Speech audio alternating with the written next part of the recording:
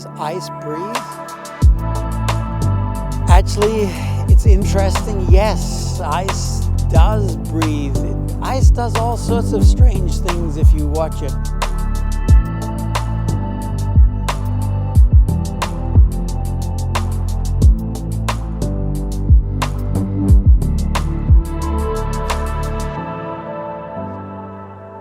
My name is Neil Humphrey. I'm a professor of glaciology at the University of Wyoming, and I'm also an adjunct professor of theater and dance.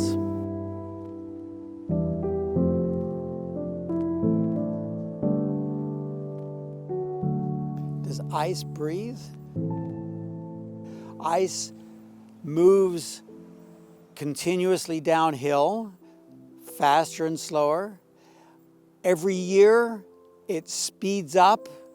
Bizarrely enough, it speeds up in winter and slows down in summer. But in summer, every day it speeds up during the peak of the melt in the day and then slows down at night. And so you can actually feel the ice start to crack in the morning and then quieten in the afternoon as it slows down. On top of that, the water that melts at the surface gets to the bed of the glacier, and every day in summer the glacier lifts up 5 or 10 centimeters, and then at night it sinks back down again. So the whole surface of the ice sheet is lifting up very subtly, but it's happening daily during the summer.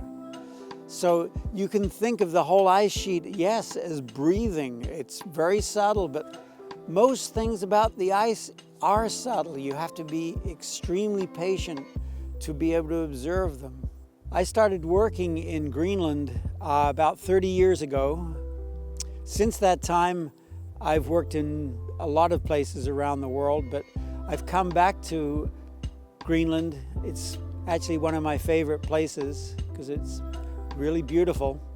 And for the last 10 years or so, I've been doing research in this area near Kangerlussuaq. And what we've been doing is studying the motion of the ice. What we're trying to figure out is how global warming, which is producing more meltwater, will make the glacier move faster.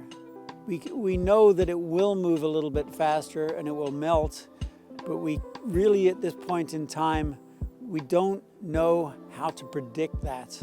And so my work is largely involved with trying to figure out how the ice actually slides over its bedrock bed.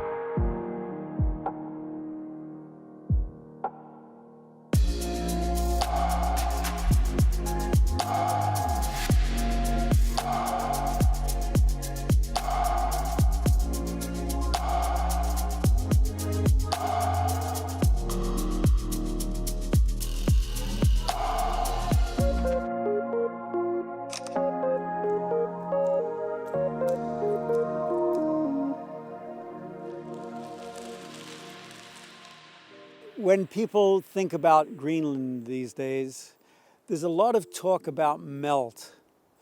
And it's true that the warm summers cause surface melt. But one of the things to keep in mind about glaciers, and this ice sheet in particular, is that the ice not only melts, but it also slides. It slides from where it's cold in the interior out towards the margins where it's warm and it can melt.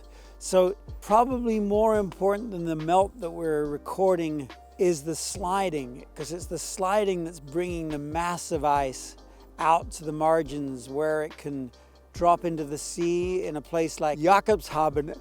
The ice sliding is a very complicated process. The bedrock is rough underneath the ice. It's rolling and it's got bumps and lumps on all scales. So to slide, the ice has to flow over the bumps. It has to undulate over the bumps. And that has a lot of resistance to motion. The ice undulates over the bedrock, and that process is not well understood.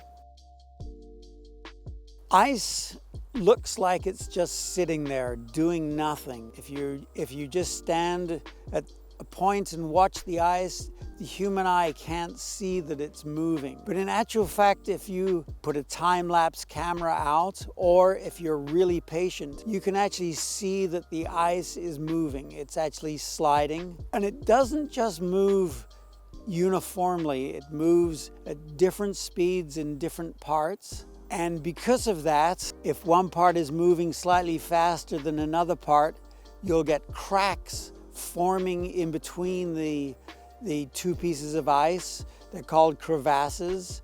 And the ice can move very smoothly and uniformly, in a very wavy, undulating form.